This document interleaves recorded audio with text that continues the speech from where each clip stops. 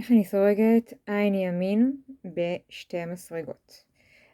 בעצם עין ימין זה הצד הזה, זה הצד הקדמי, איפה שהשורות שלי נראות כמו צמות כאלה. הצד האחורי זה צד שמאל, זה עין שמאל זה נקרא, ככה זה נראה. אנחנו סורגים בצד הזה כדי לסרוג עין ימין. אנחנו ממשיכים את הדוגמה הזאת של שורה ימין, שורה שמאל. את העין הראשונה אני תמיד מעבירה בלי לסרוג אותה.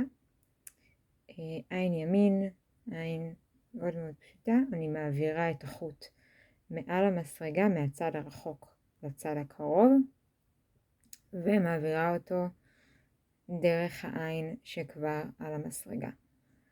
שוב, מכניסה את המסרגה מהצד הקרוב לצד הרחוק, מעבירה מלמעלה, מהצד הרחוק אליי, ומתוך העין. ככה אני סורגת עין ימין. לעשות שורה מצד הנכון, צד קדמי, ממשיכים עין ימין לאורך כל השורה.